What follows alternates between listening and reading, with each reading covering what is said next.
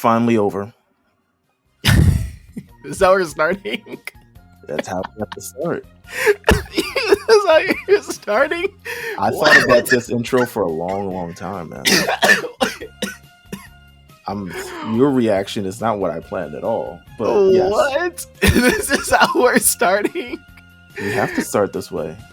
Do we? It's over. Yeah, no, it's over. It's over, but it's like, are we having a funeral service? No. I mean, you interpreted the way it's over.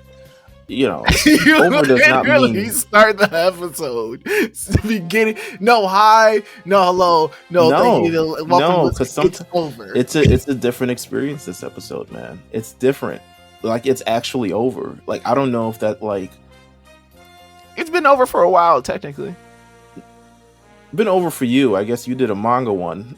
You did a manga podcast. It's been over for me, baby. But for me, no. For someone who like it's over. You get what I'm saying? Like, it's not. There's no more of the story. There's no more of the story. Like, it's like beyond. Even as a manga reader and an anime watcher, even if you read the manga, you wait for when it's adapted into an actual thing to see how it's over. The adaptation is here, and there is no more.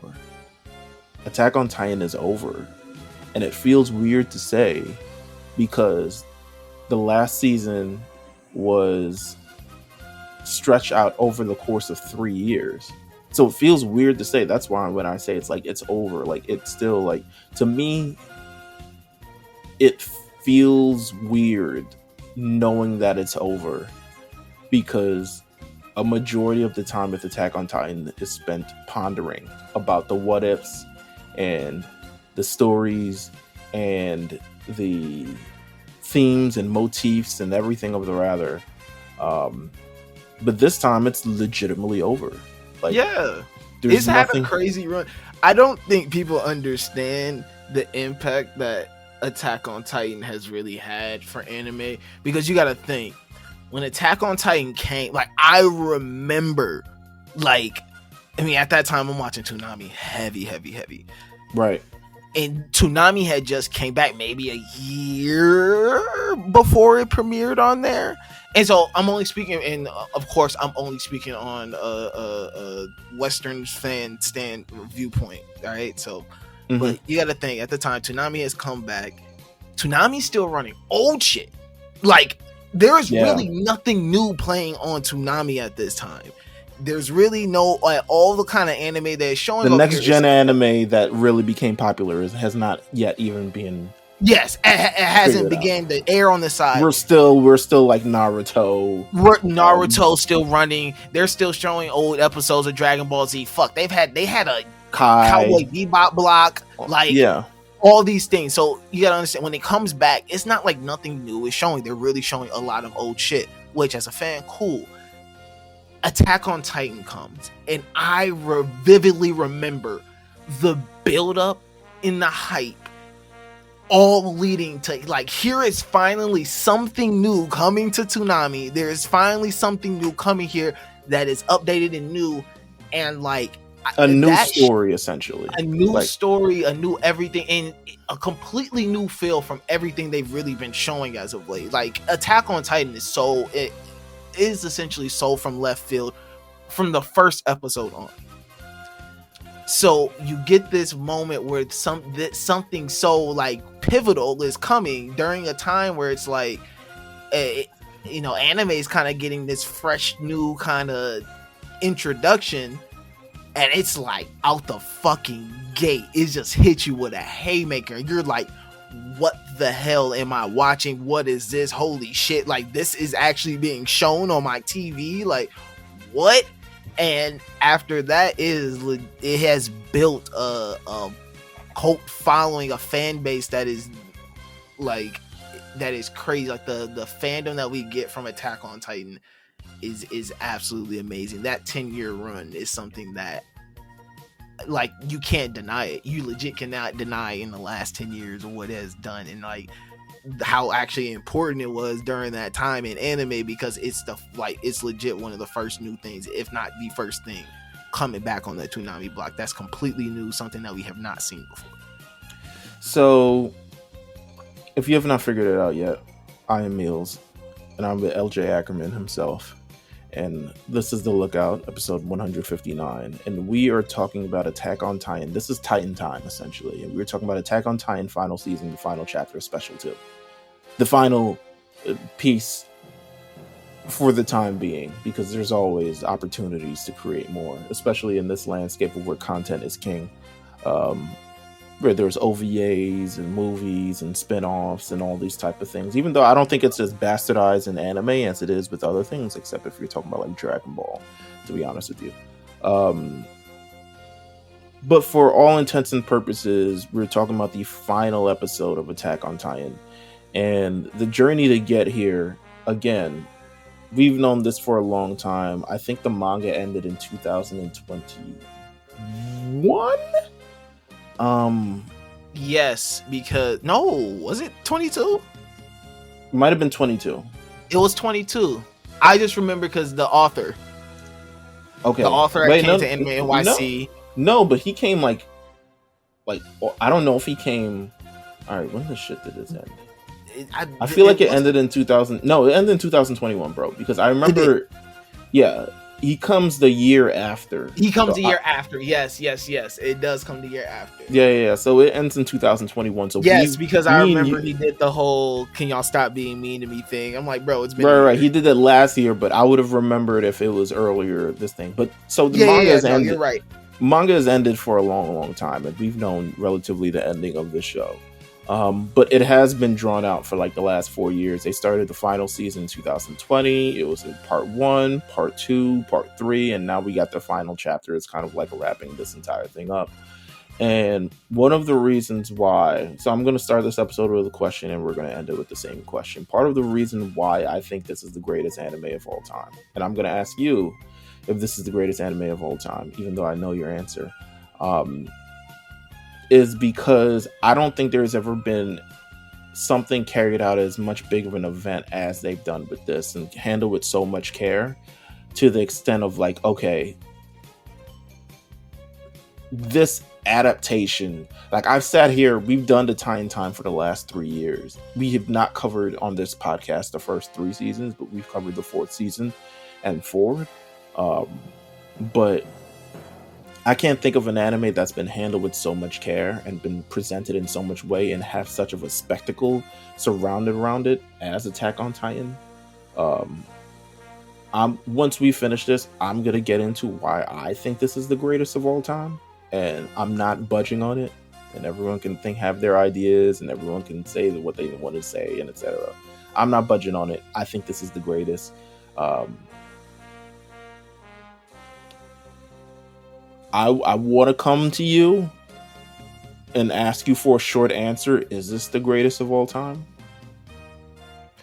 No, it is not the greatest of all time. Okay. We can come back to that at the end of this episode. You want to come back to it at the end? I think that's fine. I think that's fine. But because I have an explanation, because I don't want people to think that I'm not saying that this is the GOAT doesn't take from its greatness. I think the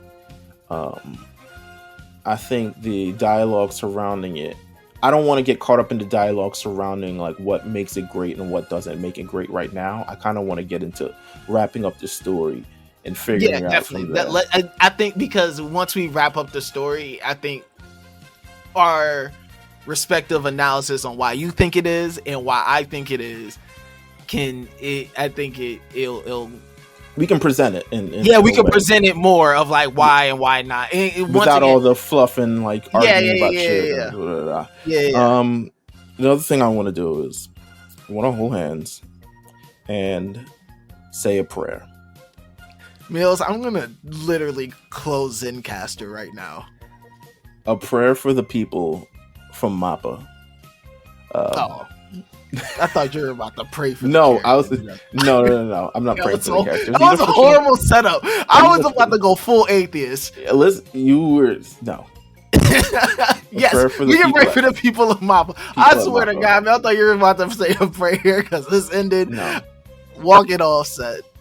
I want to say a prayer for the people who may have missed meals, who may have their family abandon them, who have obtained all types of diseases and probably um, physical deterioration from animating this thing for the last number, because initially it was like we expected this all to be in one kind of like thing, kind of like, okay, a couple episodes, and they was like, yo, this shit is so spectacular, like we gotta break this up, because the way we trying to animate this and animate other things like Jujutsu Kaisen, and everyone's bitching about that, we do not want to let this down. We do not want to. Jujutsu Kaisen's not over yet, so they can kind of like fuck it up in the middle of it. But I mean, they're allowed some fuck ups, bro. Yeah, all greats have fuck ups. But either way, my one thing on the Jujutsu Kaisen kind of like controversy behind the animation is, if it looked really, really bad, I would complain. Thus far, it's fine. Like, there's nothing offensive about how it looks. But maybe some people care for different things in their anime. But yeah, the people who have created this, they've done one hell of a job. Like Mappa taking it over from Wit Studios and then just having to like pretty much like build this shit from the ground up. It's not like they used the cells from Wit Studios with them big ass outlines at all. No, they drew it all, created it all, ended it all. So, you know, if you got there, I'm sure there's a person with one hand who looks like he just been through a fight with a Titan. Niggas who look like Levi at the end, just handing out lollipops in a wheelchair, which was weird, but it is what it is. Prayers for them. And then a final question. They worked their ass off. I mean, Mappa in general has not been getting a lot of good press, I'll say. Yeah, as they should. I mean, if they work as hard as people work for cents on the dollar, like, good lord. But no, yeah, they definitely for as long as it took, and from where fucking AOT started in general, Mappa workers, they put their heart and soul into this one. Final question before we get into the episodes. For sure. If this was released as a 7-episode arc, would you have preferred that or the way it was released? 7-episode arc for sure. Why do you say that? For fucking sure. You know how long we had to wait in between episodes just to have, and it was just like part 3, part final part 1, final part 17 with part 1 actually is part 1A part, like, just give me the 7 episodes. I would rather that. Like mad asterisks everywhere. For some reason, all right, so I'll say no, because as opposed to, I mean, I felt like both of these specials are done really, really well. And I think the major critique I had about the first special was it felt like this should be the episode length of Attack on Titan.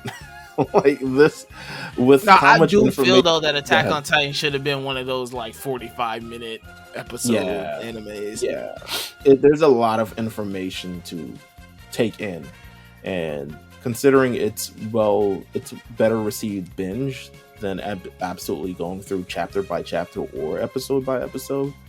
I think these long episodes do it well, and I kind of wish it was done like this the rest of the series. But hey, we're here. Seasons, TV, all types of other stuff. Let's get into the movie.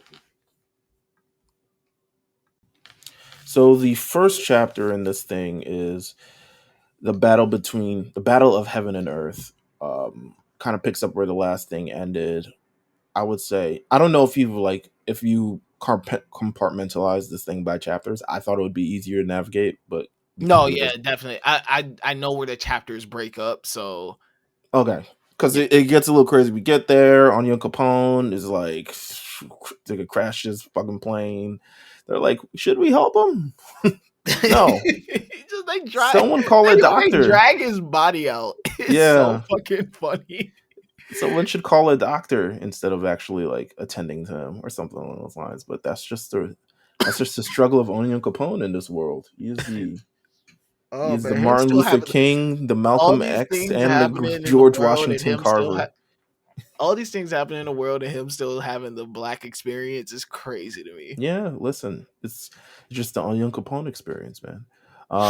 Either way, he was like, I'll land this plane crashes, it's over with, it's a wrap. But everyone got out and everyone dived off and had their cool action sequence launch um, onto the attack tie-in. And it's roughly about the six of them, um, maybe like five, I forget at this point, going up all against them.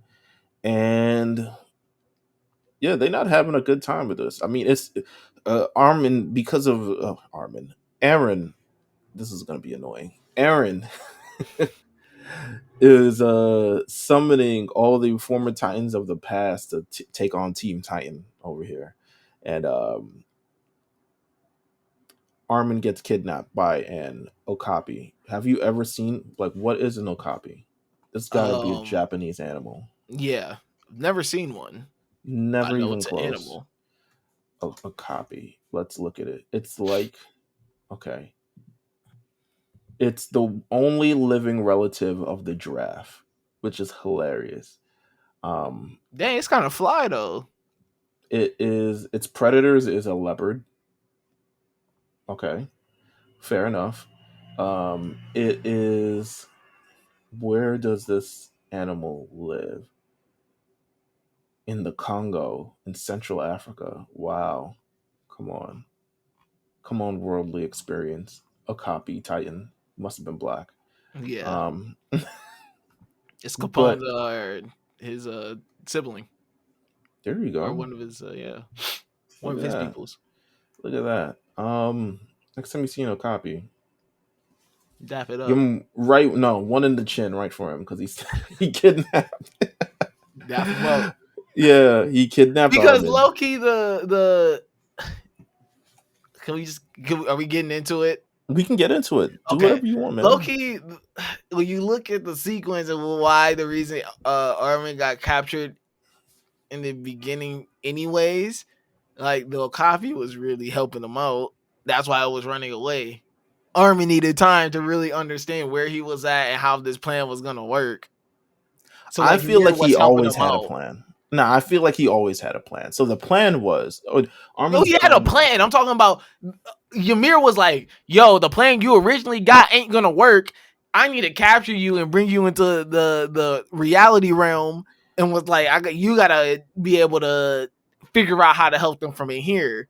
So you're using the extremely meta thing because of the ending. Gotcha. Yep. like Ymir knew that this was the only way to save Armin by kidnapping Armin and having him come to this realization that he does. Okay, all right. I respect it. You don't think that's the reason? You thought the Okapi was just being a dickhead? They just knew from the jump. It was just like, hey, go get that nigga. Well, also they were harming. As much as we want to think, because Aaron knew all of this is gonna actually happen. Like, all this shit hurt. You know what I'm saying? I don't. But you gotta remember, he's the only one that sees Ymir before he gets swallowed up. This is true. He's the only one that sees her.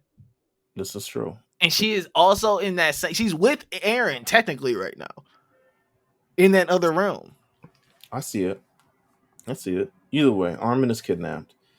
And they're getting quickly outnumbered. I mean, it's the standard Reiner experience for all intents and purposes right now. He pulls up to the fight, he gets washed. Peak will get washed and just revive. She has ultimate lives. Peak has a cool moment though. I kind of fuck with her powers. What's Peak's peak in this show? You feel like she's the only one at the end who was like, I wish I got to talk to Aaron. I mean, that's kind of green. Yeah, it was for sure. Peak's peak is when she escaped getting stabbed. She's running down the staff.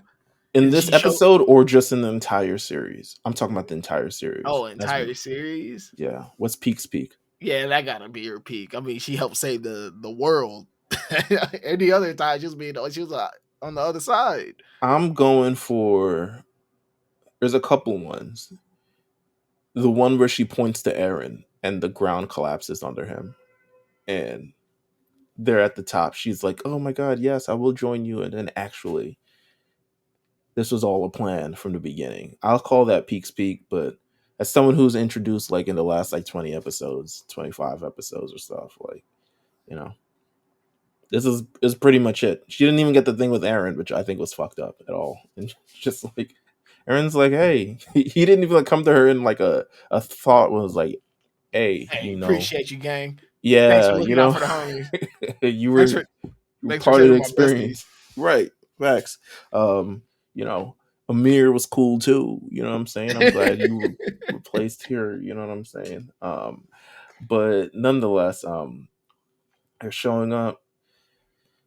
Threats won't die. It becomes seemingly harder when Bertol's Titan shows up, the Colossal Titan, and starts slapping people out of the sky. Um, and they aren't essentially reached. They don't essentially reach some kind of savior until Falco shows up. Falco shows up with the Beast Titan that could fly. Now, the one critique, actually, there's probably a couple critiques I have about this, but the one critique I have about this for sure is that I feel like we didn't get enough about Falco. Yeah, Falco And just definitely came in and just saved the fucking day. yeah, he was just like, I feel like the fact that he could fly, the fact that they were in the first episode of season 4, like the first thing he sees is that eagle flying or that hawk or whatever the His thing name is. is Falco. His name is Falco, or I guess it's a falcon. I don't know, but I feel like, I mean, there is more in the other parts, but I feel like in terms of like wrapping his character up, we don't get enough. We don't get no dream sequence where he feels like he's flying. He's just like, I was in a dream and I heard that the Beast Titan could fly, so I want to fly. And then they flew. So, you know, Falco, not everybody gets, you know, a good ending, He but, you destroys know, a ship. yeah, he destroys a ship. Um, Yelena is, you know, Yelena and Miss Azumabito, the greedy lady, have to sail out on the sea until they figure this thing out. But his entrance is pretty cool. Like, he shows up. Um, Mikasa's like hanging there, his wings are flying, and he saves everyone, and they're able to regroup and have a plan to kind of like see how they're going to capture this. And they essentially like, listen, y'all take the front and try to get to Armin's thing to blow him up. He's talking about, I think he's just talking about Levi, Jean, and Reiner. And then Connie, Mikasa, and Annie will take the back and try to save Armin. And Mikasa's having a very tough time right now. She's trying to figure out. She was like, I was conflicted, you know, very Kendrick Lamar esque. Um, having a hard time right now. Nah, after Falco though, it does turn up during this point when they get their little second breath, when they get their little second run in. Yeah, it's a they definitely they yeah they figure it out. They figure it out once they actually have a plan figured out. They kind of like figure it out from there. But we see the the the Marlians and the, well, I guess what are they called now? The Allied forces or whatever the fuck they're at. They're at odds again. They can't seem to, even in this time where everyone's about to be crushed. Man, they over here got guns pointed at each other. That shit was funny. Fucking Annie's black daddy is at the There's charge of so this. many crazy things happening. Yeah, it's tough. It's tough. Um, I will say this: I have in my notes from this first chapter of it all because it's a lot of action and it's great action. Like I said, Mappa doing his thing. You really get the swooping camera shots. You get the moving. You get kind of like this takes everything from Attack on Titan, from even like the first arc. You know what I'm saying? Where the Titans show up within the wall. It takes the terror of that and like multiplies it by 10. So in terms of like amplifying the stakes in this final moment, this battle between heaven and earth is fucking awesome. And I say in this first chapter, my notes are Reiner finds his strength in this moment. He really tries to like this is he knows this is all it. He can't be the suicidal maniac he is, and not suicidal maniac because that's what they call Aaron. But you know, Reiner's suicidal in his own right. But he has to find the strength to really be the hero that he always believed, that he faked that he was this entire time.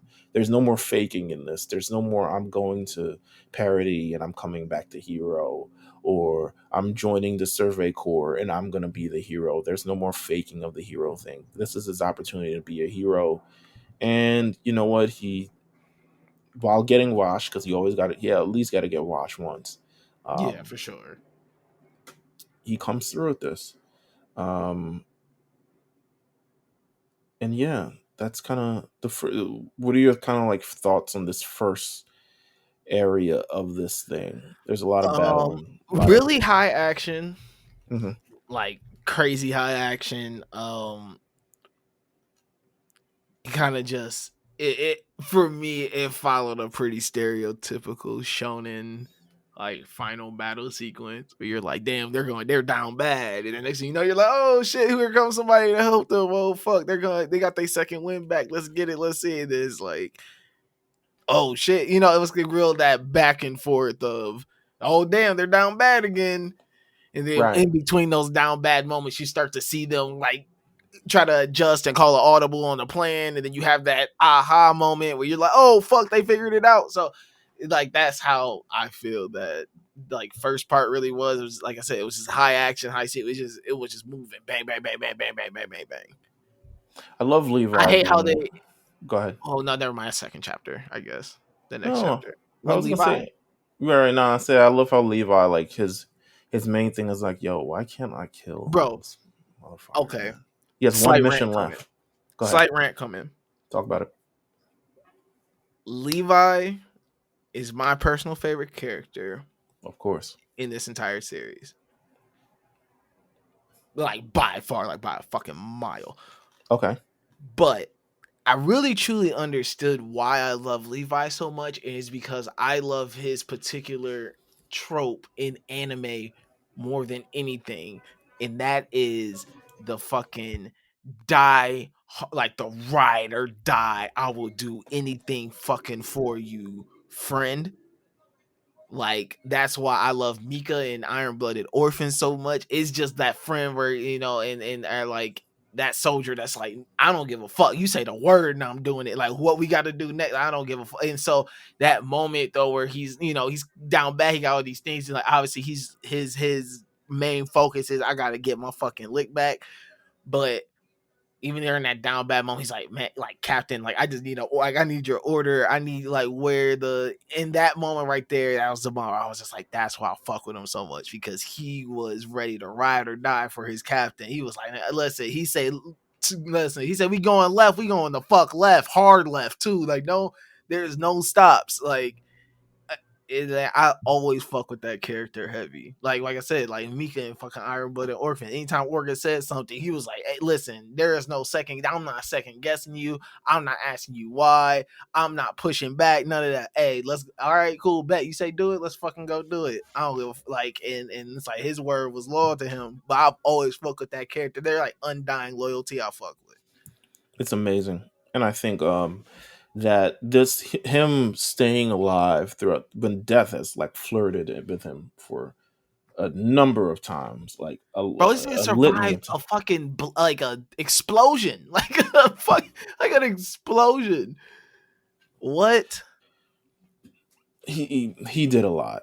Like there, his contribution to the end of this. I mean, he had one thing to do, and again, his resolve, his will to stay alive, to be able to complete this one thing. Like all his comrades are dead. He is the one who has to. While he's internalized it, and he is. This is all a part of war, and et cetera, et cetera.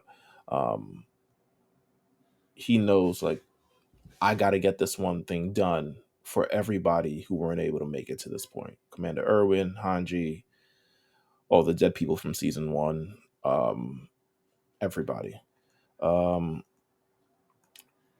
and yeah, let's get to chapter two. Chapter two is called A Long Dream, and it is Armin again sick with himself because he feels like he's having an out of body experience currently because and there's probably a better way to word that. I'm pretty sure it's an experience that can be, portrayed better.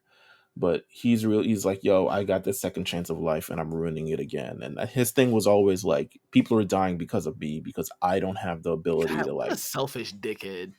What do you mean? So selfish. Why is it selfish? Oh man, all this bad stuff is happening because of me, not because your friend's being a complete lunatic right now. I mean, but he's Not because trying your his, friend is over here making horrible life decisions. but No, it's he's, all because of you. Get over well, yourself. first of all, Okay. time out. He's trying to find the strength to be able to like save like people. This is all my fault. Everyone has died. Aaron wouldn't do this if it wasn't because of me. Oh, But he killed millions of boo. people. He killed thousands of people. No, well, Aaron did that on his own accord. No, but he did it too. He was following orders. He's alright. I'm just saying. He's He was. Oh man, this all hurts so much. Listen, all I'm saying is he's having a tough time right now He's because having a hard time. he's He's having a hard emotional. time because he's like, listen, I haven't killed anyone that I've wanted to kill yet this entire series. And I haven't been able to save my friends because something always happens to me where I don't have enough strength to do it, or I don't feel like doing it, or something along those lines. But yeah, you know, he eventually gets Please, transported to the please. paths. Oh no. He eventually gets transported to the paths where he meets Zeke, who has seemingly given up on life. He's just like, listen, I'm here for eternity. I was bamboozled. I was led astray. I was told that I was the key for all of this, and clearly I was not. You sick. Once again, another selfish ass.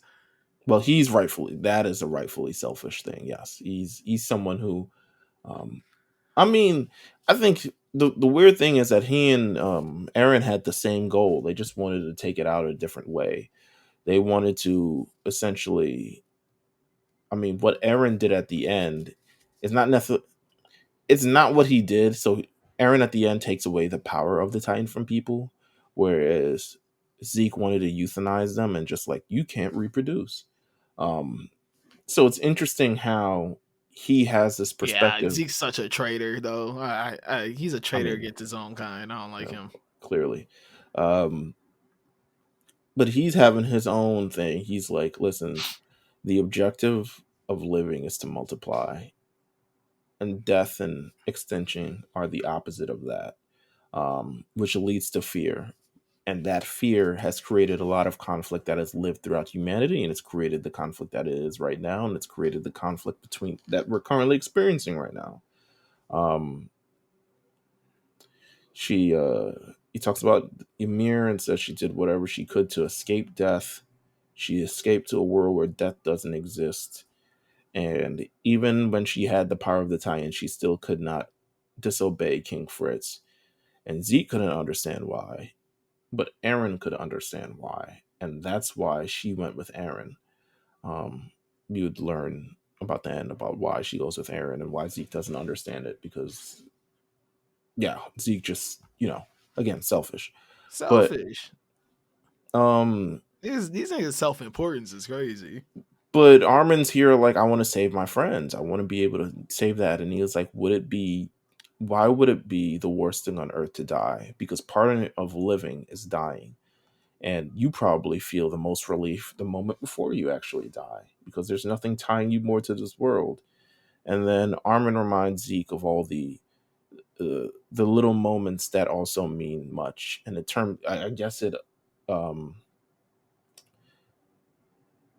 it reaffirms what his purpose is in terms of like what his meaning of life is. And he remembers the moment where he was throwing the ball back and forth with the little doctor guy who had the beast time before him.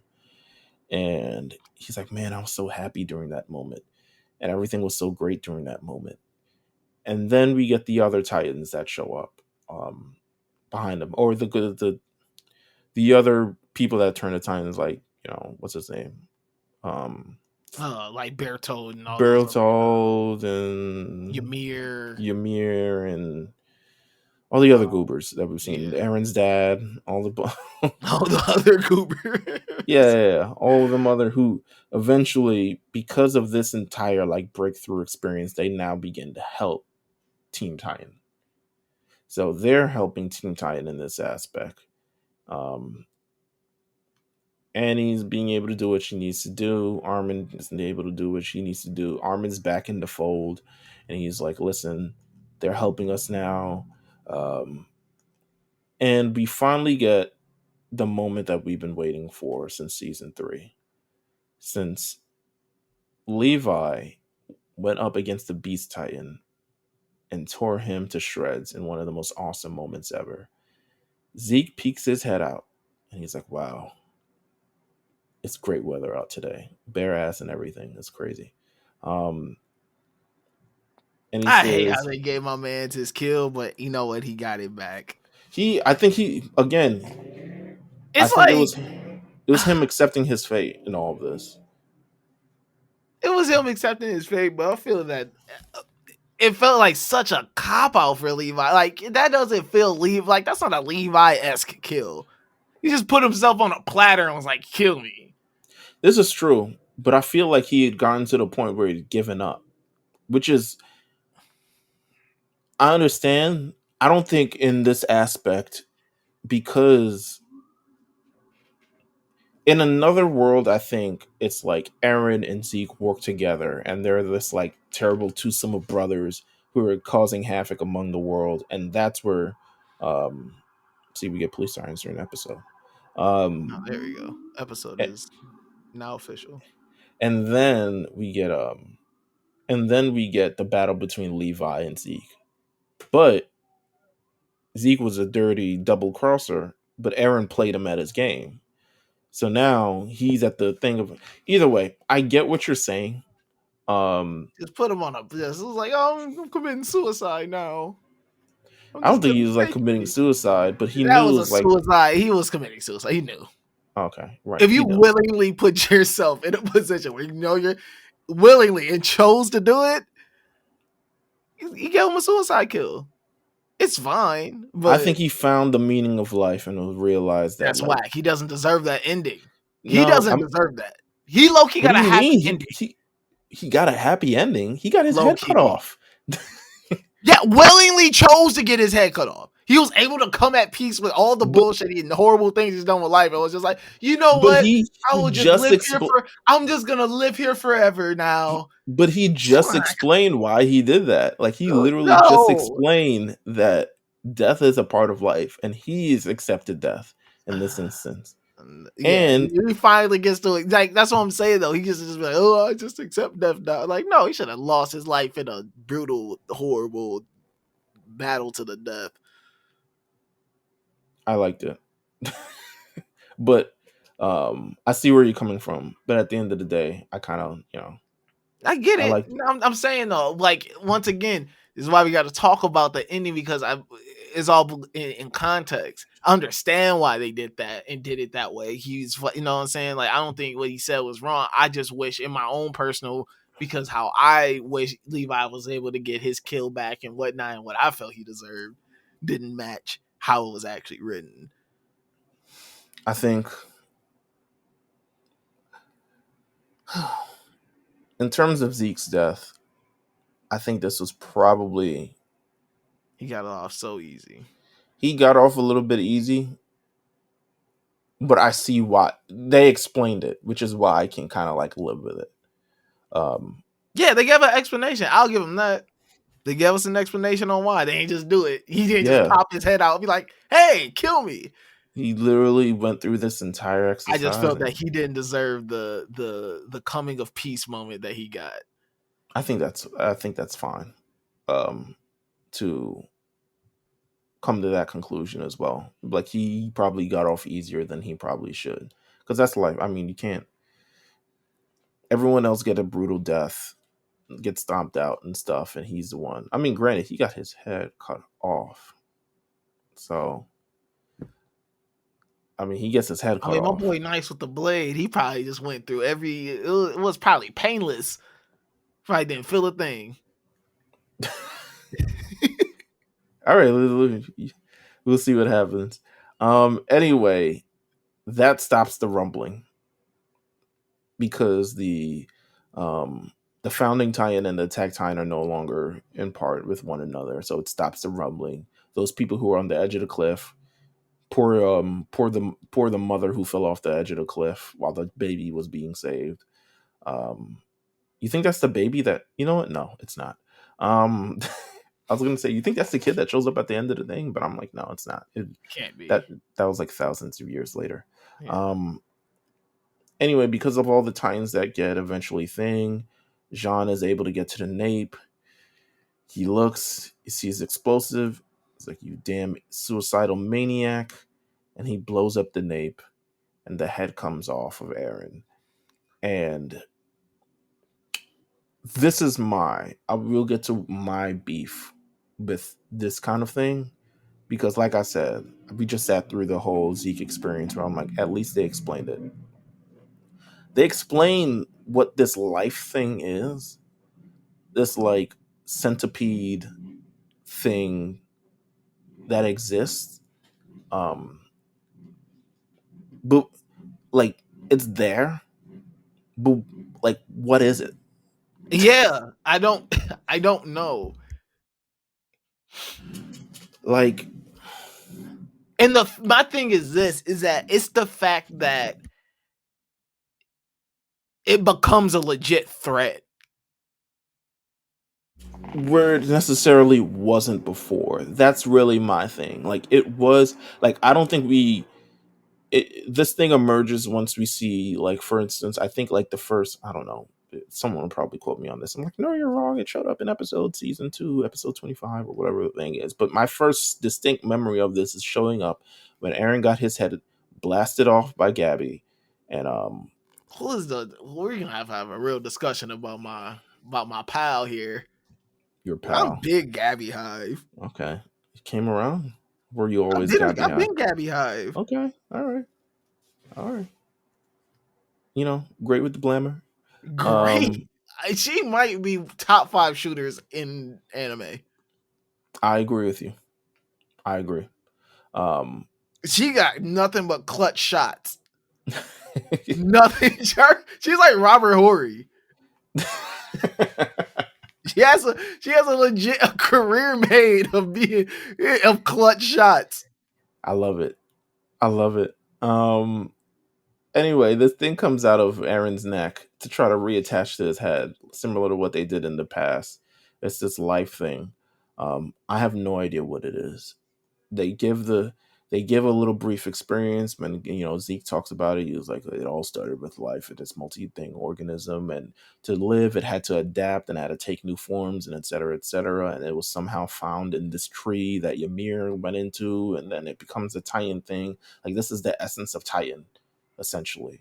And I'm like, okay, but I don't feel great with the explanation of like what this is, because it's like this thing that comes out of nowhere. And yeah, I'm not necessarily happy with the explanation of like what this is and why it becomes this big thing at the end of the story. Would have been great to establish it a little bit beforehand, but you couldn't really. Like, you really couldn't, other than season 4, which kind of opened up the story. But anyway, Reiner himself was trying to like body this worm. Like, yeah, he's like, grab onto it, and he's like riding it, and it's like, you know, he's trying to kill it, trying to do all these other things like that. It is not working. Yeah, he was on this one-man army shit. Right. So we get this brief moment where the head is cut off. Everyone lands. Everyone is reunited with their families. And tell me when, because I feel like this is a part where, how did you feel about this part? The reuniting with the families, and then the brain thing showing up, spreading the gas, and now everyone turns into Titans.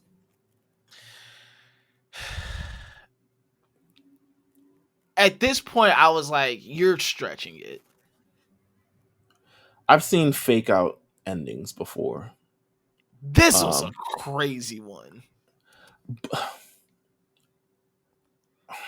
This was an ass pull.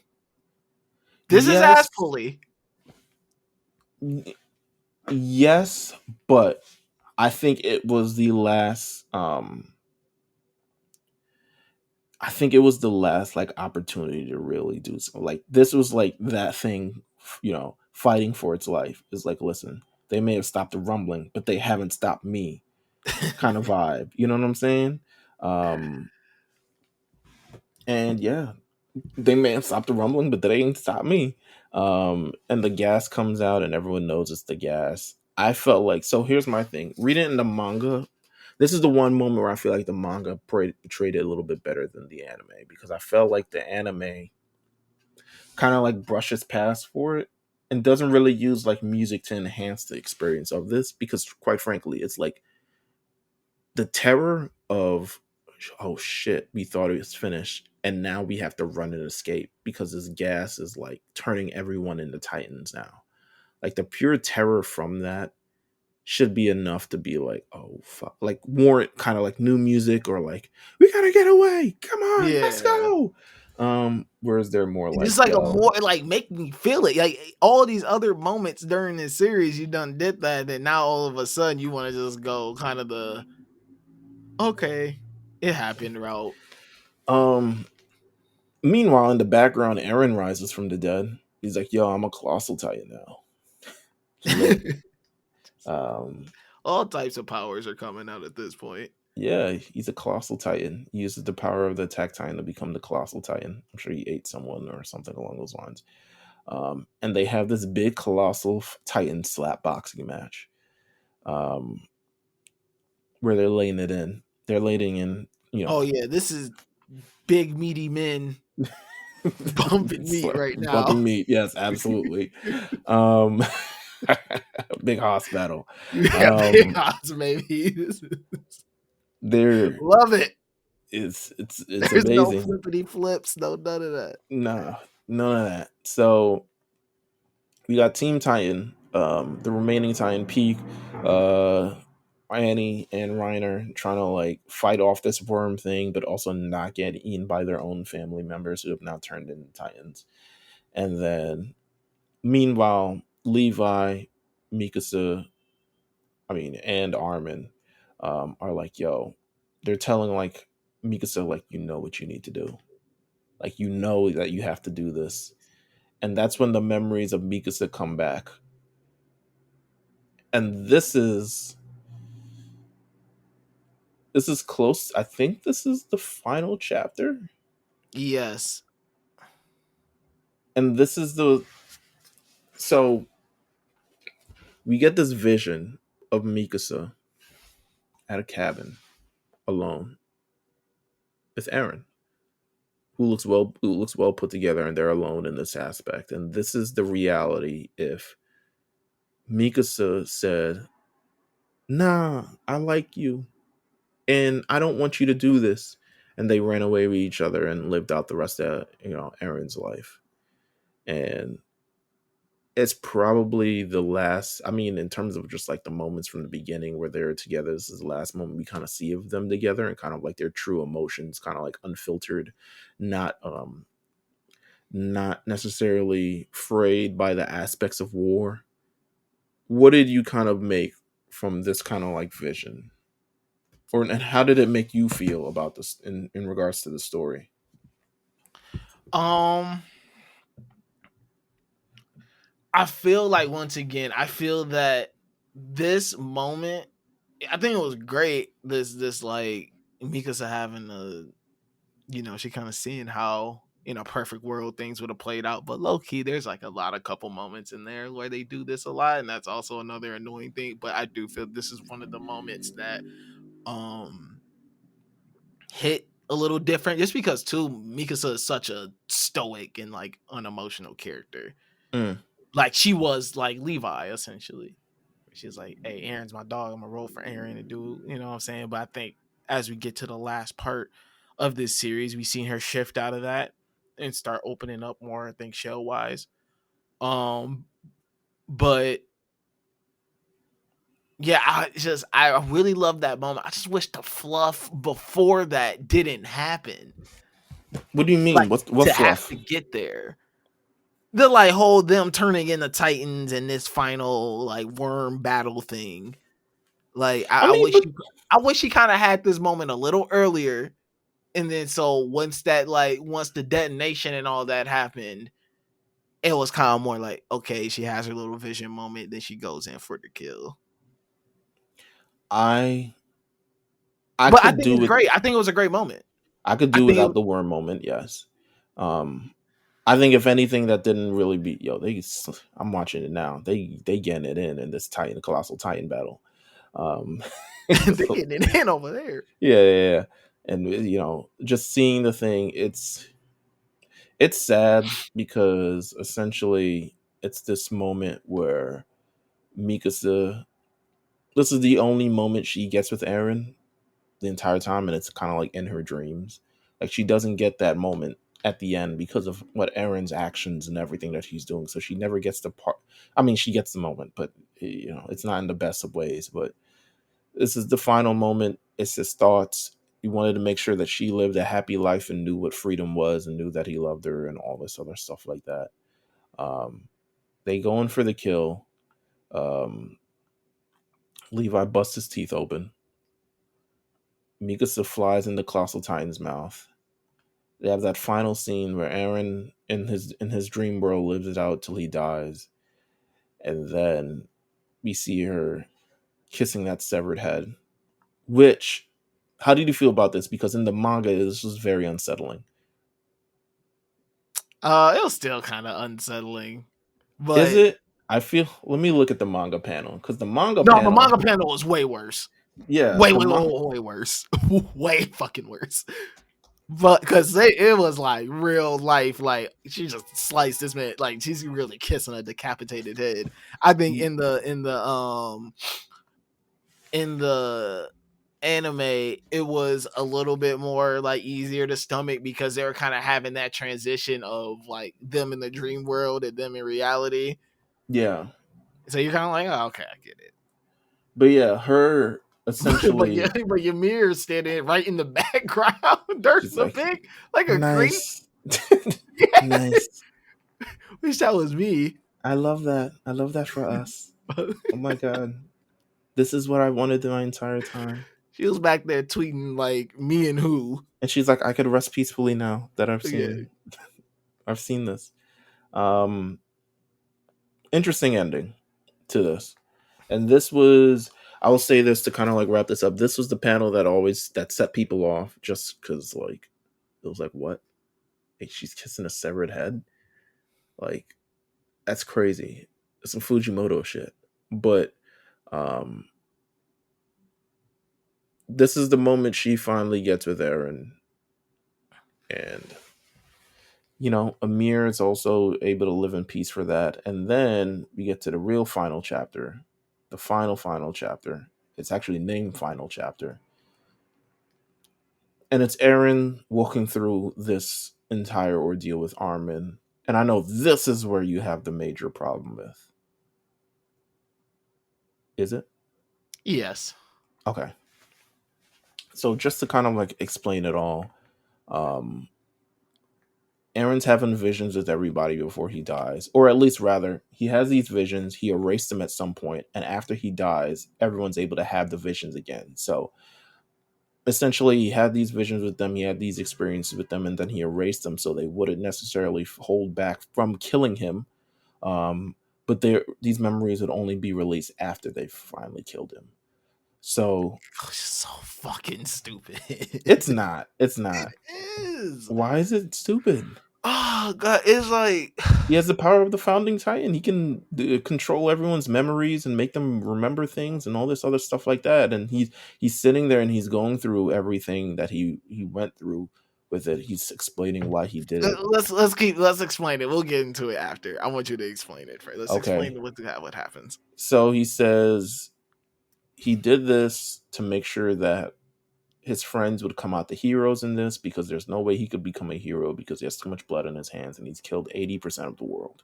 So the only way that he makes sure that his friends could even have a decent life is if he does this and they're the ones who killed him. So that's why he invited them to kill him, and he did that last thing in the paths where he invited everyone to the paths and did it on speakerphone where he was like, kill me if you can. And they traveled through all the things that they talked about in season 1, where they talked about the lakes and the fiery lava and all this other stuff they wanted to see together. Um, he talks about everything that he experienced in this world and how everything needed to happen the way exactly it was supposed to happen, because without it, we wouldn't have got to this result. which is the result that saves everyone, um, but also kills himself. And they talk about the founder Amir. They talk about kind of like, the Mikasa thing and how that played in the Amir thing. They talk about, I'm scrolling past it right now. Um, he says eventually, I mean, this is Aaron's kind of like true self living out in Armin's kind of like thoughts. This isn't someone that's like, hey, I'm, Aaron from season 4, Yeah. where I'm like broody and I can't show any emotion, because if I show any emotion, any sign of weakness is not can prevent this thing from happening. He's essentially like, listen, I had to be that way. And they say like, listen, do you think she's going to be able to forget you and live happily with someone else? And he says, No, that Kodak. nobody else want my girl. So Armin punches him and was like, "You son of a bitch! You're the selfish one." What kind of answer is that? I still haven't forgiven you. How do you feel about the fact that you ignored Mikasa's feelings in all this situation? Mikasa risked her life and only ever had eyes for you. Did you think that you could say, "Forget about me," and that would be that? And at least Mikasa should forget about a heartbreaker like you and find happiness. I'm literally reading this as it goes by. Well, she might find a good guy sooner than you think and hit it off with him. And he's like, I don't want her to forget about me. I don't want her to find someone else. I want her to be the one and only for the rest of my life. After I die, I want her to pine about me for at least 10 years, which is real. God, what a way to what? Oh my gosh. Don't tell Mikasa any of this. I want her to find happiness. I really do. But damn it, this is a. And they, What was all that building up for him for then? For them to have him go out like this? So my thing is, he already went out. This is thoughts from the previous thing. That's why all right, talk about your issue with this. I want you to kind of like really talk about this Okay, because for you've had me, this issue since my thing has always 2021. been this. If your intent was like, oh, I wanted you guys to kill me, so I suppress your emotions and memories, so y'all could be like, it just feels like so much of like he ain't standing on his business. He ain't really standing on like what he really came to do. He was just like on some like, oh well, if I'm, well, if I'm gonna crash out, I might as well crash out all the way. But I'm gonna let my friends kill. Like it wasn't like he was really like, nah, like fuck that, because it's like one of those things where like someone pops a lot of shit, and then and then they get to like the moment in which they gotta answer for them popping shit, and they're just like, oh no, I didn't really mean it. Like that's why I didn't like it. And they like did all this building up for Aaron to be like, you know what I'm saying? This guy where it's like we understood he was doing this from the jump. We understood his motive was, hey, I'm gonna look like the big bad villain, but and y'all may never understand why I did this, but I hope y'all understand I did this for y'all. And I like, you know what I'm saying? Like, hey, if y'all gotta stop me, then y'all gotta, I'm not gonna stop you from stopping me. Y'all gotta handle your business, but I'm gonna go through with this, and that's just what it is. This turns it into, oh man, I didn't really mean to. I mean, come on, man. Like, come on, could you let that? It's just like he comes out like cop and please. And I'm just like, no, no. Like, you can't be big bad villain guy and then go out like this. Like, he kind of like he went sad. This is a sad way of going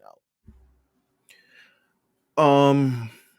I see what you're saying in terms of just how the character that he portrayed for a long time and what was built up to be was not the character that he truly was. But I raise you that Aaron is a maniac. And Aaron He's in a this narcissist, bro. That's it. He just needs some therapy. I raise No, you narcissist shouldn't go to therapy, but he needed some help. as I raise you the fact that he went to lengths beyond anything that he was to reach this actual result, to the point where he had to kill his mother, to the point where at some point in season 4 he cut off his own leg and punched himself in the eye so he could act like a soldier to get this thing, to make sure that everyone is in position to be able to do something. Aaron, he had to suppress his own emotions for a long ass time. And I get what you're saying because it feels like it's darting in the wrong direction. There was no actual like um hint towards him being like, this is not something I really wanted to do. But I also felt like he gave up in two aspects. He gave up the moment he kissed Astoria's hand and saw all those things. That was one part that led him down to the path that he was. Because this was really only the thing for the last season. But then the second one was when Mikasa didn't tell him about what it was supposed to be. And then he just affirmed that he was going to live on this path forever. Um, I don't think, I believe in this instance, he wanted to stay with his friend. But he couldn't. And now he's able to like be kind of free because this isn't, while this is Armin in a sense, like expressing himself, it's not really, well, sorry, not Armin, Aaron really expressing himself. It's like, it's also not really Aaron. Um, but I feel like this is just, I'm not mad at this ending. I'm not mad at this moment. While I can see why you're like, oh, okay, the character kind of pivots all the way from what was. Like, you expected him to be like, listen, I'm dying for this. Y'all gonna have to kill me. You wanted him to be like fucking Denzel in Training Day or some shit like Yeah, that. he had to be, but he had to be though. You don't understand the like. You understand the magnitude of the decision that he was making. He wasn't making a light decision, and he was like crossing friends. He was like being methodical in his But he had to thinking. do that. Like I'm saying though, it wasn't just like on some. He was just acting out and like he was so methodical and all. And so to see him come to the end and be like, I wish I didn't make all those decisions. Like, He wishes he didn't have to. And he tried, and he was like, I tried. I wanted to find a different way. There was no other way. Like, I tried. The only way was for this to kind of like happen the way it happened. Um, I'm not. I'm not. Oh my gosh, I can't get with it. This is where it kills me. This is where this ending kills me. I can see, but I don't agree because I legitimately feel like it's part of the story, and I think maybe if this was introduced earlier, but again, it would have spoiled the ending. But This I is will say this: I am appreciative of the fact that like him and Armin have this moment. I kind of hate that they kind of make it about Mikasa all at the end. Like it's all about Mikasa now, kind of really, But I mean, I'm Mikasa was happy the that him and key. Armin though Mikasa had was the this key moment for of Armin being unlocking. like, "No, fuck you." Like, Mikasa was the key for unlocking a mirror, though. That's kind of like why it's all about. yeah. Um, I am happy though that Armin's like even during this is kind of like, "No, fuck you." Like you know what? Like I don't want to hear your tears. I don't trying to see your. I ain't trying to hear your bullshit. I ain't trying to like none of that. Like Like, you got my shouldn't place have with to all be that. able to do this to save the world. You don't have to do all of this to save the world, or save us, rather. You don't have to do all of this to save us. Like, you can Yeah. just live the way you live and be free or the way you wanted to free. But he was like, no, y'all would never be free. I mean, listen, they're still not free. But he's just like, this is just what he had to do. Like, this resolution was the only possible to get to this outcome. He had to do all of this, and it's an outcome where his friends are free, essentially, um, as they lay in this bloody ass water, which is kind of sick, um, you know. Um, and he says, "Listen, this isn't goodbye. We'll see each other in hell, because I've also killed hundreds of people, so I'm sure I'm not, exposed from this thing." And they hug, and that's it. And you realize I like this because it explains it way better than in that manga. In the manga, we were connecting dots. I had to read articles, I had to watch YouTube videos, I had to like figure out kind of like how all of this went together.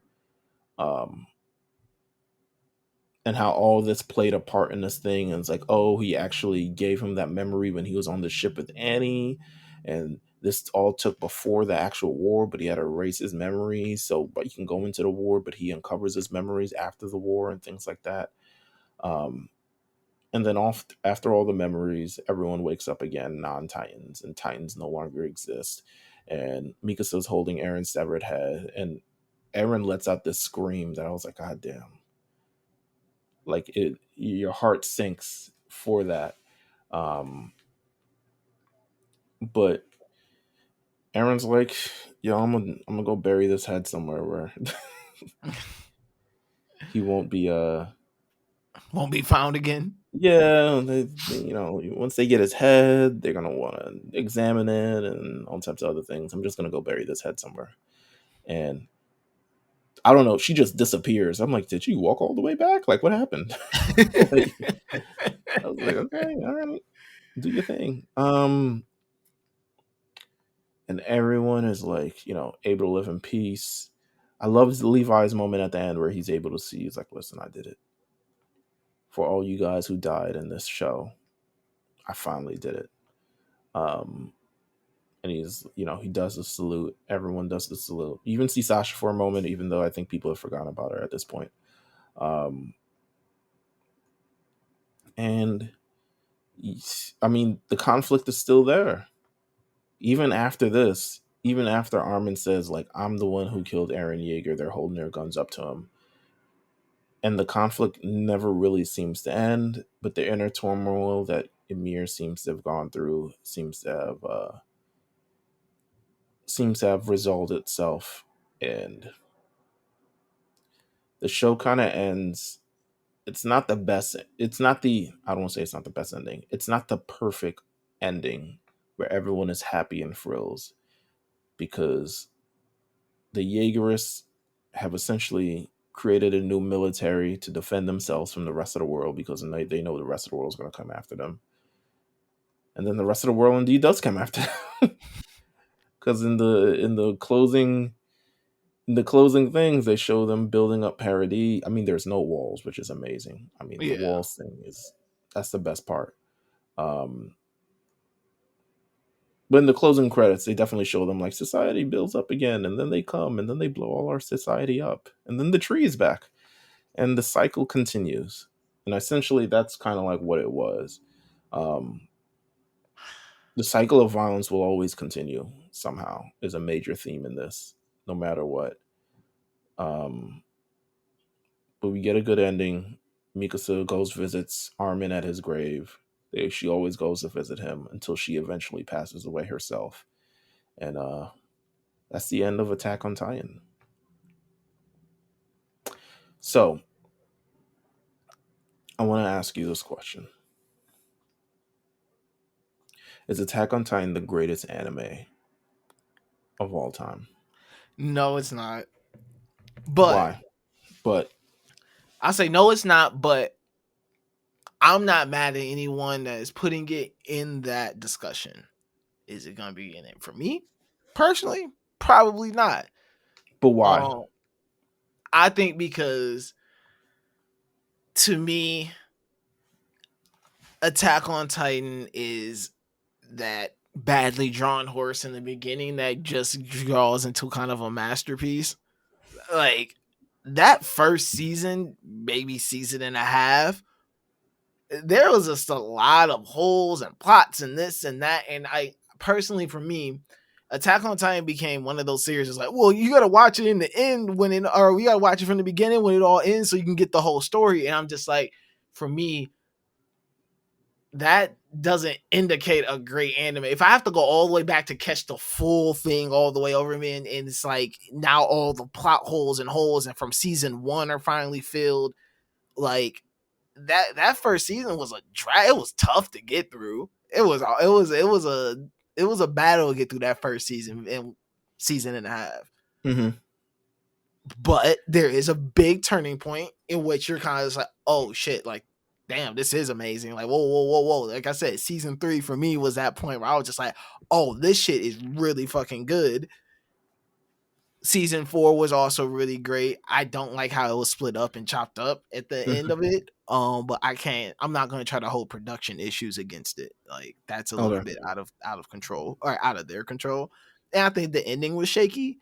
All I'm saying is that I think that for my own personal critiques for Attack on Titan, there's just too many little things where I'm like, whatever about it, or I actually have a kind of a gripe about it, where for me it's like, okay, I can't name this greatest of all time.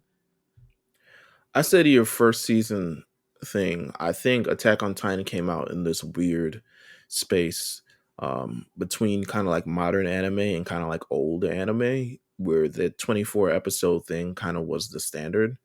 And I say more so of me watching things like One Piece and Bleach and Hunter x Hunter, the 2011 version, which also kind of like experiences that, where it's kind of going through a much more slower build and process. I think if season 1 is done today, it's 12 episodes and they kind of get to things kind of like a lot faster than it was.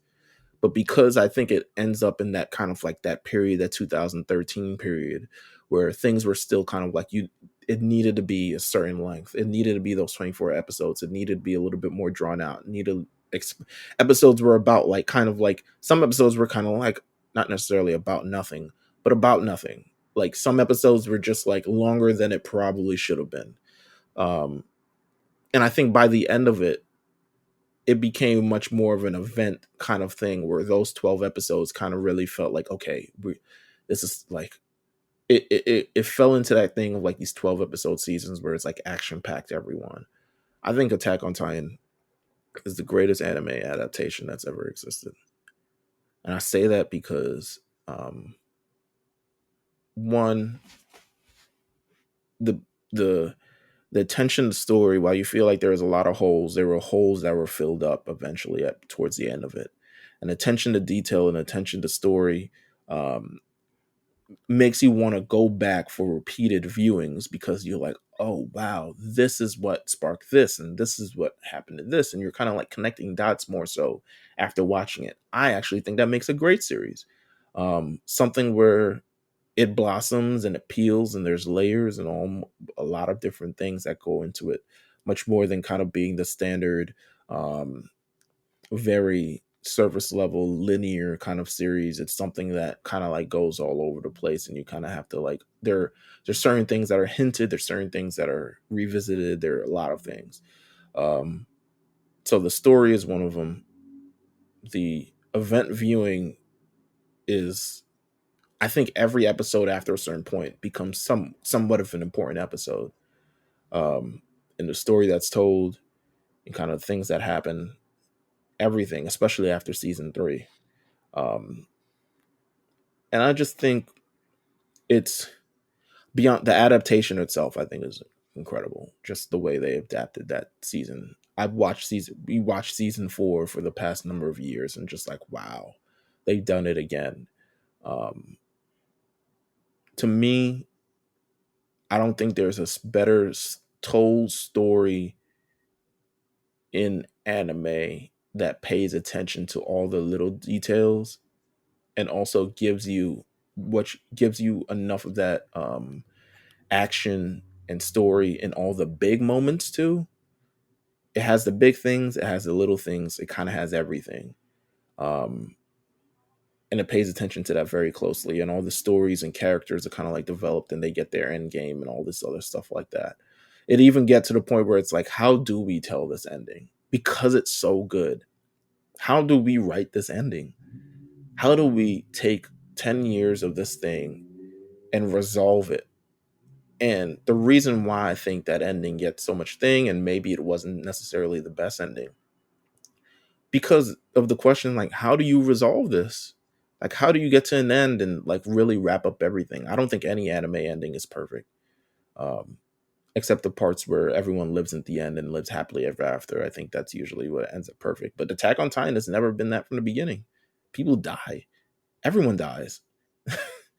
And I think it stayed true to that, stayed true to the ideas of conflict, the motif, the love, everything that of the rather. It stayed true to kind of all of it. That's why I think this is the greatest of all time. I don't think there's anything. there are things that come close, and I think there's other genres of things that are good in their genre that I think is not comparable with Attack on Titan. But I feel like this is like a very full story and told just as that. So that's why I think this is the greatest of all time, bar none. What I want to say in response to that is going to start a whole new episode, but I've made like my point, so it's okay. You can. No, I know. I completely understand every point that you're saying, and I think that you're grading it on the great criteria. But I guess my only thing was that I'll address is also I don't want people to think that I'm the whole you got to go back and rewatch it to understand the whole thing is my only gripe with this. That is just something in particular that I'm very much not a fan of. Like me and you even get into our MHA arguments. You'd be like, well, you got to go back and rewatch the arc to really understand the full arc. I'm just like, why do I got to go back to the beginning to watch the arc to understand the full arc? Like, because it's a story. That's mostly. But it is a story. But there's a way to still tell a story where it's not like I feel that I have to go all the way back to now understand why we're here at the beginning, where we're at. Like you like for me, I personally feel like if I'm watching this and we're going through this story together, I should be able to pick up along at a pace where you're just like, okay, I'm understanding. Like, okay, I get it. And that doesn't mean, give me everything up front. There's obviously reveals and secrets and little things that you could pop up here and there. But if it's something where I feel that every way the way that the story is moving along is if some big reveal happens, then I'm like, okay, if that's the only way we can get this story to move forward, is this really so? And like, but I think it's that is just my only that is something that personally for me as an anime watcher, I'm not always being like, man, I don't always want to have to feel that I have to do that. But I feel like in most of the thing is because it lays out a lot more questions to keep people engaged. And it does something that most animes do, but I think it doesn't. It didn't beg something that asks questions. A lot of anime tends to lay out things, and they just lay it out for you, and it's very very simple, and you kind of like get the gist of it by this time. By season 3 of Demon Slayer, you kind of have an idea of what the fuck is going on. You know what I'm saying, and what the goal is. But I feel that I feel that there are series though who also deal with this level of thing where you don't feel like you have to go all the way back and be like, oh crap, I missed that and I missed this. Like but I think it's because it peels it from the standpoint of like it takes it from everything within the walls for the first season to then outside of the walls in the second and third season. And then from there, you expand it to the entire world. And how do you make that all make sense within the span of like what this was originally set out for? Um, there are moments where I feel like there's some stuff like, oh, okay, it's like the basement thing. I felt like that one was like thrown to the side, like the entire mystery of the basement thing. But I feel like to expand the story, there are definitely questions that need to be had. I think this ask a lot more questions, and they answered them too. But I think it prompted the watcher or reader to ask questions, specifically like the basement thing, about the outside world thing, about will they think. Like it prompted a lot more questions for you to figure out, and a lot of that figure out is like, well, go back here and this will be the thing I'm telling you to answer, but it's not necessarily laying it out for you in a very like linear way. Like there are definitely things you need to like. Season 4 is a big season 4 is probably the biggest season because it reveals everything that happened for the first 3 seasons. You don't really know what's going on in the first 3 seasons from a very from but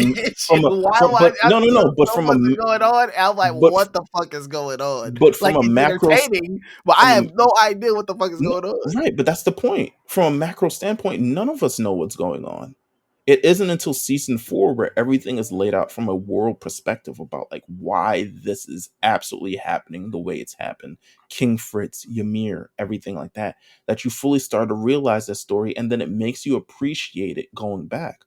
It's kind of like in Jujutsu Kaisen season 2 where they did the 5-episode past Gojo arc, and it unveils a lot of things, and it puts the movie in a big perspective where you go back to the movie and you appreciate the movie from that arc. And then you appreciate in this season as well, I think you appreciate even that kind of like first 5 episodes thing when you go and you watch the Shibuya incident. So I feel like it's a way of peeling and unfurling this story in a way, and it's just a different way to tell a story. But I get it's more so preference from you. It's like I don't really. Yeah, it's a preference thing, and then like that's always been like they just do certain things in here. It's just my preference as an anime watcher. I'm just like, I don't like when animes do that, like tell the story that way, or like, and once again, I don't want my preferences to take away from the overall greatness of it. Once again, I believe it's a Mhm, great series. I don't believe it's the greatest of all time. I'm not mhm, mad at anyone who puts it in the conversation. I do feel I'm not mad at anyone who puts it in that conversation though, because once again, you think about impact, you think about story, you think about once again 10 years. 10 years is a really long time to run an anime. The its amount of impact is pretty episodes in big. which they've been able to keep people involved in, like there's a lot of things that where it has a very strong argument on why it's so popular and why people can consider it a goat or even one of the goats. Right. Like, you know, personally is like once again it's a personal preference thing, but I could all like I'm very understanding on why. Like, I don't want to take away from once again a series that I even consider great. Like man, listen, in the day I stayed until the last season. You know me, I'll put something down if I don't like it. So I stayed all the way to the end. I just, but that is just my own personal critique on it. Right. Uh but once again, overall, I'm not gonna sit here and act like I didn't enjoy going along on this ride though. Like there were so many peaks for this show. Like I said, season 3 is one of the best seasons of anime I've ever watched. Like season 3 is like pinnacle for me. Mhm. Um so yeah, I mean, once again, it's just a great series and it's crazy to kind of like think like, dang, like this is the end, this is how it is. Um but it had a great run. Um, I think we can end it there, but I mean, one day I would love to revisit this, but let's give it some breathing room. Um, we buried the lead super early on this because we got into this discussion. I think you threw me off on the discussion when I wanted to say it was over because I had an actual like thing Because of I when it started was. laughing. Yeah, yeah. You started laughing and then critiquing about why am I saying it's over, and then that kind of like threw me off. Um, My bad, bro. how was your panel at Twin Cities? Is what I wanted to get to at the beginning. Oh, if you made it all the way to the end, appreciate you. Thank you. This was Attack on Titan is Attack on Done. No, my panel at Twin Cities Con was great. It was amazing. Shout out to all the other amazing panelists that was on there. Um yeah, it was a great conversation just about being black in this anime space and my own personal experience and my own just my hopes and futures for like what do I think like we can go like in terms of continuing to support each other in this space as black anime creators and cosplayers and all these other things. So it was a great conversation, man. And once again, thank you to everyone who was on that panel and for just even inviting me and thinking of me to being on there. So it was great, man. JB was there. JB's like 6'8". I was like, No, bro, he's you should super be in the fucking tall. He's I was yeah. like, bro, what? I was like, you should be in the fucking NBA. What the hell you doing this for? Uh, but nah, man, he was amazing. It was great to link up. It's always fun when the lookout guys are able to get together. So yeah, man, it was great though. Hopefully some great things are on the horizon in terms of building a bigger black anime community out here and hopefully being a part of that because I said it on the panel. One of like I just love doing this. Like end of the day, this is why I continue to do it. I do it for the simple fact that I'm having fun with my best friend and all the opportunities and things that are coming like with it are great and amazing. But even if those opportunities, I would still fucking do this because I'm just having just a really fun time with my friend, talking about something that I really love and enjoy. Amazing. I love it. And I feel likewise. Um with that said, uh want to thank everyone for tuning in. There will be no formal episode next week, but I actually think I'm going to start releasing the stuff that we recorded before the season next week. Where we had fun playing games and stuff. Oh yeah, that'll be fun. So I think I'm going to release that next week. So what I would say is stay subscribed to the YouTube and also our social media to see some fun stuff, because I think it'll be really, really fun. I got to edit it now, but I think I'll do that. But there'll be no formal episode next week, and then we'll be back the week after that, and we'll kind of like run it through until the end of the year. But thank you guys for tuning in, and yeah, this long discussion, this Attack on Titan discussion. It's been 3-4 years in the making, but we finally did it, and it's finally done. And I guess we no longer have to talk about it. A pillar of the anime community is like, we're just finally here. This ending was dragged. Okay, I'm the one. Once again, I don't want to get the production team. I think it was dragged. It's dragged. We're over. It's absolutely over with. So shout out to it will be revisited for sure. Yeah, absolutely. It will be revisited, but it's over with. It's a wrap. But thank you guys for tuning in. Of course, follow us, look out on RNC Radio anywhere that you listen to podcasts, and look out on RNC anywhere where you subscribe on social media. And yeah, we'll be back in 2 weeks. Thank you guys for tuning in. We're out. Peace.